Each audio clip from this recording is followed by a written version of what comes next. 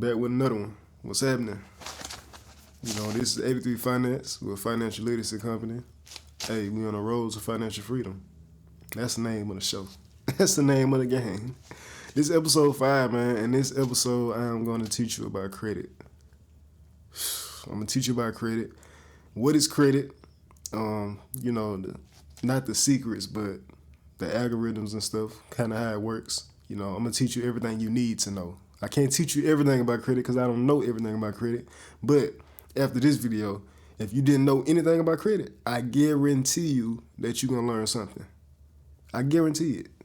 So for this one, I would pull out my pen and my paper if I was you. If I were you, I would definitely pull out a pen and paper. All right. Now, before I even get started, I do want to say I was going to do episode 5 on life insurance. Because if you watch that financial blueprint video, how I set it up, I was like, okay, get your mindset right, change the way you view, change the way you see money, change the way you work, change the way you do things. Then you get you some money coming in, maybe even 2 or 3 other streams of income.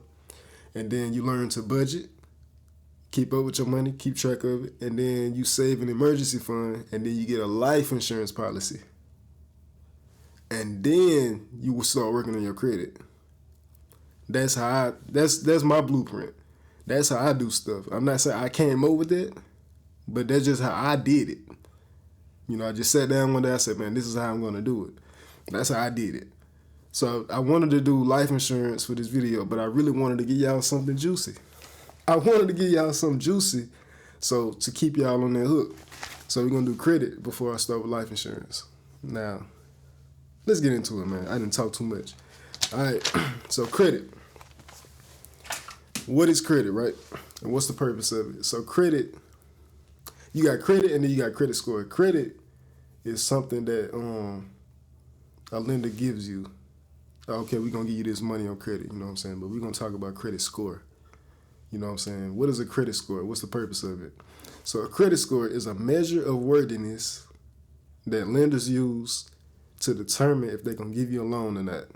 And if they do give you a loan, determining how good your score is, they might even give you a lower interest rate than other people. That's what a credit score is. It's a measure of worthiness. Basically, it's a number on your forehead.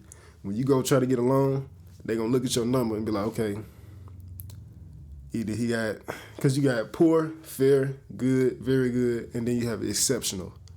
Those are the categories. You know what I'm saying? I'm going to go over there in a minute. But yeah, that's what a credit score is, and that's the purpose of it. This is how you finesse. Because a lot of times you hear cash is king, which cash is king. At the end of the day, it is. Because if you try to bounce some outright, most of the times, you got it. But a lot of times, people want that credit. People want them loans. The lenders, they want to give you them loans because that's how they earn their money. You know what I'm saying? Off the interest. So that's what a credit score is. That's the purpose of it. Basically for auto loans, credit cards, mortgages, stuff like that. That is why you use credit. Because if I got a $350 house and I want that house, right? I want to go to the bank so they can give me a loan for that $350,000 house. They have the money. So they going to, basically buy the house and you're paying back the bank. You know what I'm saying? Or a car. You see this car, $25,000, and you want to get it. You don't have $25,000 to buy that car. So you're going to take up, a loan from the bank so they can pay it off, and then you just pay the bank back each month. That's basically how it works. That's the purpose of a credit score. That's what a credit score is, a measure of worthiness, and that's the purpose of it, to get loans and credit cards and stuff, which it's a big plus to it. Some people don't fool with it. Some people like, man, I'm buying all my cash. I'm buying all my cars cash. I'm gonna rent for the rest of my life. Cool. If that works for you, that's on you. But to the people that want to finesse, that's how you finesse. All right. So let's get into it, man. So when you check your credit score, most times, because I bet you probably got Credit Karma, right? You're gonna see 3 different numbers. I think on Credit Karma you only see 2, but a lot of times you check your credit score, you're going to see 3 different numbers. You're going to see Experian, Equifax, and TransUnion. Now, these are not accurate numbers, and I'm going to tell you why. Those 3 agencies that I named, those are credit reporting agencies. So they get all your information on your credit profile. Your credit profile just consists of your name, your address, each job you've been through, your payment history, like if you've been late on payments, stuff like that. They gather that information and they send it to the credit score agencies. And you have 3 credit reporting agencies, Equifax, TransUnion, and Experian. They use your information and they give it to the credit score agencies, which is FICO and VantageScore. But most lenders are going to use FICO. You know what I'm saying? FICO and VantageScore, whichever one you have, they give you an accurate number. That's your accurate number. That's why if you go to the dealership and you're like, okay, let me check my credit before I go here, and I got a 650. Okay, cool. You go to the dealership and they tell you got a 620 or a 610. You're like, man, I just checked my credit score. That's because you saw either your Experian, TransUnion, or Equifax. They're going off your FICO, the real deal number. Now, I'm going to tell you why it's different. So, Equifax, TransUnion, and Experian, the reason why they always different, you'll never see them be the same almost. I've never seen mine the same. That's because they use information different. Equifax might say, man, the main thing we care about is payment history. But TransUnion might say, nah, the main thing we care about is utilization. I'm gonna get into that. But don't think too deep into it. Those 3 agencies, they use different information. They use the same information. They gather the same information, but they grade it differently. One of them cares about one factor more than the other, if that makes sense. And that's why they always have different numbers. Because one of them, man, we care more about the payment history, and then we grade the other stuff. And then the other one might say, man, we care more about credit age or utilization and stuff like that, which are the factors they use to grade your score. So that's it. Those are the agencies. Equifax, Experian, TransUnion, those are credit reporting agencies. And they send all your information to the credit score agencies, which are FICO and VantageScore. That's it. Let me take a sip of water. My mouth kind of dry. Now, yeah. And then let's go over the credit scores real quick. So a credit score can go from 300, that's the absolute lowest, 300 all the way to 850. I heard somebody say it could be 900, or it used to be 900, but I shouldn't have said it. So from 300 to 850, okay? So the lowest score you can have is 300, the highest you can have is 850. And I'm going to cheat a little bit now. I memorize some stuff, but some stuff I don't memorize. All right. So anything under 580 is poor. So meaning if you have a 579 or lower, anything from a 300 to a 579, you have a poor credit score. Anything from 580 to 669 is fair. You have a fair credit score. 670 to 739 is good. You have a good credit score. 740 to 799 is very good. And I'm going to sneak this in there real quick. If you have a 740 at least, that's really all you need. That's really all you need, at least a 740. Because you're in a very good category. You among one of the, they see you as financially responsible, financially stable, all that good stuff. So 740 to 799 is very good. And then from 800 to 850, you have an exceptional credit score, which you'll get approved for anything. As long as your credit profile is good, I'm going to get into that. Some people think, just because I have a good number, I'm good. Nah, you have to have credit age. You know what I'm saying? Because some people, they might have like 2 or 3 years of credit age, which is not a long time. And they might say, that ain't good enough. It's kind of like the NFL, man. And ladies, I hope if I have women watching this, I hope I don't confuse y'all. But I'm going to try to make it simple. Say a quarterback in the NFL, each each game through the regular season, I'm talking about he's amazing. Passing yards, good. TDs, good. He don't throw that many interceptions, good. He has a good QBR. He has a good quarterback rate. He's good. But in the playoffs, when it really matters, he doesn't do anything. That boy ain't doing nothing. Can't throw. He can't throw 50 yards. He can't throw no TD. He steady throwing interceptions. Regular season, he good. But when it really counts in the playoffs, he ain't good. And he can't make it to the Super Bowl. And that's the same thing with the credit score. You can have a good number, but what really matters is your credit profile. Oh, man, you ain't got your credit age. It's still young. Okay. Payment history. You missed a couple payments. You got too many inquiries. Your utilization. You don't know how to use your credit card. That's what really matters. You can have a 740 or a 700, but really, sometimes it's a fluke, and they see that. That's why when they check your credit, they looking at all that. So yeah, as long as you have aim for a 740. Aim for a 740, but make sure you paying your bills on time. Make sure you're using your credit cards correctly. I'm gonna get into that. Make sure you're using your credit cards correctly. Make sure you got a good credit profile. And a good credit profile makeup, you need and I'm cheating a little, it's a board behind the camera, so yes, I'm looking at the board. So I won't mess up. I don't care if you think I'm cheating or not. But a good credit profile makeup is a long-term installment, which is like an auto loan or a mortgage. No. That's not long-term. An auto loan, that's not long-term. Even though it's 5 years, do they consider it long-term? Because a mortgage is 30 years, 20 or 30 years. That's long-term for sure. So I think an auto loan is short-term.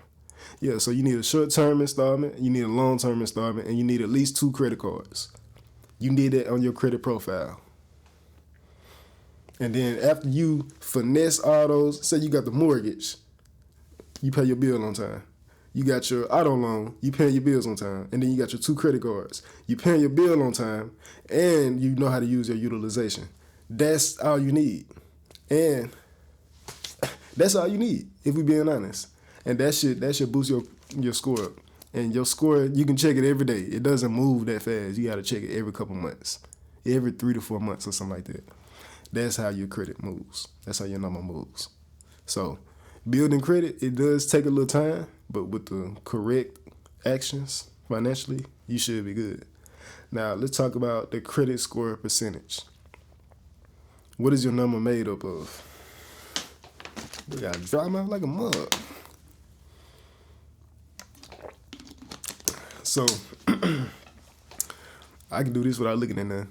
So, payment history is 35% of your credit score. Meaning your score, they grade different factors to make your credit score. And 35% of that payment history is worth 35%. It's like when you did a project in school and a teacher said, okay, you don't do this project, it's worth 25% of your grade. That's how it is with credit. They'll say, okay, payment history, that's 35%. That is a big chunk. And payment history, that's basically paying your bills on time. Because that's 35%, dude. So you can miss a payment on your car or on your credit card. If you miss a payment, it can drop your score by 100 points. I got into a little incident with my family. Man, it was a tragedy. We dealt with some stuff, I'll be honest with you. And it kind of caused some mix-ups between us. And my score, I had to handle something for another family member. No, they had to handle something for me. I said, hey, look out for me and make sure you handle this. They missed 3 payments. But the first payment, it dropped my score by like 30 points. And then next thing I know, my score was down 70 points. Because it was two missed payments.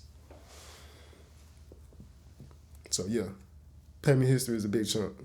Pay your bills on time. That's with a mortgage, that's with a car loan, that's with credit cards. Pay your bill on time, because that's 35% of your credit score. All right? Utilization. That's 30%. That's another big chunk. Utilization, which is your credit usage. Utilization. Look at the word now. Look at the root word. What they call it? Yeah, the root word. I ain't been in school in a minute. But the root word is use. So usage. How you use your money. And utilization, that's mainly with your credit cards. You know what I'm saying? So that's knowing when to stay under a certain percentage when it comes to using your card. I'm going to circle back around it, all right? Because I know you probably thinking like, what is utilization? I'm going to come back around it. But that's 30%. Payment history, 35%. Pay your bills on time. Utilization is 30%. All right? So credit age, that's 15%. Credit age is 15%. They want to see, okay, he has history of his financial life. His financial life has some years behind it. That's what they want to see. They want to see if you not, how do I want to phrase that? They want to see if you got some skin in the game. And not only that, they want to see if you being consistent financially. So credit age is not a whole lot you can do about it, but it is one little cheat code you can do if you don't have credit age. Find a family member or somebody you trust, right? Man, it be scaring me. But find somebody you trust or a family member and somebody you know pays their bills on time and they financially responsible. If they have a credit card, an old credit card that has, if they've been paying their bill on time, ask them, can they put you as an authorized user on their credit card? Meaning you go to Paul, your cousin Paul or your Uncle Steve or your dad Mike, you know what I'm saying? If they got a credit card that they've been having for like 10, 12 years and they pay their bill on time, they can add you on that card as an authorized user and it'll make it seem like that's your credit card basically. It's kind of like a little, I ain't gonna say it's a glitch, but it's definitely a finesse, you know what I'm saying? It's one of them finesse moves. Like it's one of them legal moves you can do. It's like, man, you can really do that? Yes, you can really do it. Like everything I'm telling you is legal. I never tell you to do anything illegal. Ever. But yes, that's really the only thing you can do with credit age. Get somebody to put you as an authorized user on one of their old credit cards. But you can't ask anybody now. Make sure it's somebody that's financially responsible. And that's how you start your kids' credit. When they turn about 15, 16, 17, but no later than 17, add them as an authorized user on your credit card, and that way they have credit age. By the time they get out of college, or by the time they find a career or whatever, when they turn 21, 22, 23, they already have credit age built up because you added them as an authorized user on your card when they turn 15, 16, 17. So that's how you start credit for your kids. Now, a lot of people, they got their credit messed up, especially them 80s and 90s babies. Maybe even some 2000 babies. Because your mama or your auntie put your name on that cable and messed your credit up. Nah, we gonna reverse that. You need to start putting your kids on your credit card. Make sure you paying that mug on time now. Put your kids on your credit card when they turn about 15, 16, 17. No later than 17. Add them as an authorized user. And they'll have credit age built up. And never close out a credit card. If you're not using it anymore, cut that thing up, but never close it out because that can drop your points. So if you done had a card for 5, 10 years, and then you that's 5, 10 years of credit age. So if you cancel that card or close it out, you're deleting credit age off of your credit report, off your credit profile. So never delete a credit card. Never close out a credit card. But yeah, that's how you use credit age. And then 10% is inquiries. 10% of your credit score is inquiries. So you got a soft pull and then you have a hard pull. Is my battery going dead? Nah, we good. So you have a soft pull and then you have a hard pull, right? A soft pull is applying for a credit card. I don't think it'll hurt you for applying for a bunch of them, but I still wouldn't do it. So you got a soft pull is when you apply for a credit card, right? A hard pull is when you go to the dealership and when you go to the dealership, they really have to look into your credit score. So they digging deep. That's a hard pull. And then, you go to the dealership, they'll pull your credit like 5, 6, 7 times, man, just to try to get you a lender because they really want to sell you their car. So they trying to find a lender to give you the money or get it a loan. And they pulling your credit multiple times. That's what hurts your score. So you have a hard pull, you have a soft pull, but both of those are inquiries. Soft pulls don't hurt you. Hard pulls are what really hurts you. So another little golden gem. Okay, when you go get a car, to prevent them from pulling your score 5, 6, 7 times, what you can do. Okay, say you see a Malibu that you like. You want this Malibu 2020 Malibu, $25,000 or $26,000. We're gonna go with $25,000.